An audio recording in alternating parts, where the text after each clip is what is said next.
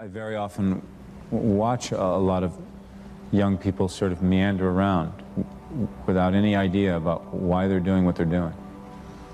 I mean, to want and to be ambitious and to want to be successful is not enough. That's just desire. To know what you want, to understand why you're doing it, to dedicate every breath in your body to achieve. If you feel you have something to give, if you feel that your particular talent is worth developing, is worth caring for, then there's nothing you can't achieve.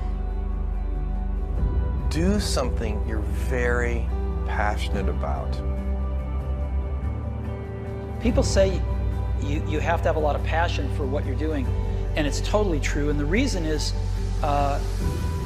because it's so hard that if you don't, any rational person would give up. It's really hard, and you have to do it over a sustained period of time. So if you don't love it, if you're not having fun doing it, and you don't really love it, you're going to give up. So how do you start a business with no money under the worst conditions that your backer doesn't want to give you a dime? What do you do? Get ready for a lot of rejection, and at the same exact time, do the things others don't want to do. Do what's necessary, do what it takes, no matter what it is, and try not to hurt anybody along the way. I worked 24 hours a day, 7 days a week. That's what I cared about. I cared about solving problems, being successful.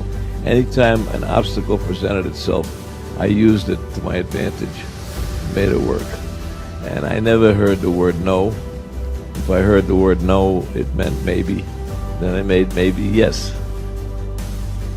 Take what you've got. Your assets are your energy. Your assets are your willingness to just not be told no. The harder it is, the tougher it is, the bigger the challenge to get in, the bigger the opportunity behind. The opportunities behind are endless. I really, really believe in getting rich. I believe in people creating wealth for themselves. Develop the habits. You've got the brain power, you've got the energy, but develop the habits of success.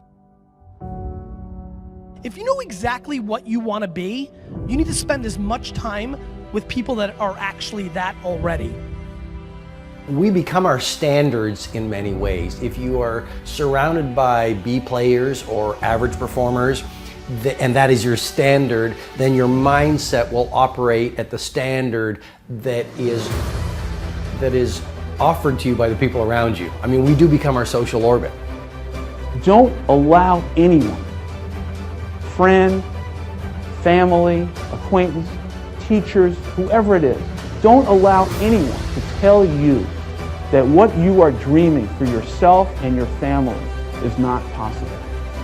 It is possible. Don't be one of those people 20 years from now are going to be walking around in a 9-to-5 job, miserable and angry and bitter. What fear is stopping you in your tracks and burning the soles of your feet? What if conquering that fear, whatever it is, that keeps you from being what the Creator intended for you? What if you could unleash everything great in your life? Would you do it? Would you say yes to that? You will receive from the world who you become. But the doorway to success, I suggest to you, swings inward, not outward. And the best way to have a game-changing life, and the best way to have a world-class lifestyle, and the best way to change the world is to change yourself.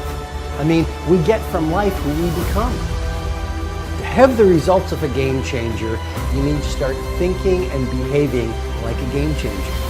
And that means thinking like a game changer, populating your mindset with the best books, with the best ideas, with the best conversations, behaving in ways that most people don't behave. Again, you want to have the results very few people have, you've got to start doing things that very few people do. Turn off the television, delete the naysayers, stop gossiping and start producing, eat better food, run longer runs, shift from a focus on what's not working to a focus on what's working. I mean, you really want to install a whole new series of mindsets and a whole new series of rituals that very few people are doing. In the end, luck plays a very important part in how successful you are, but the harder you work and the longer you work, the luckier you're going to be. I've always thought that each person invented himself for whatever reasons, through whatever circumstance, through whatever he has gone through, that we are each a figment of our own imagination.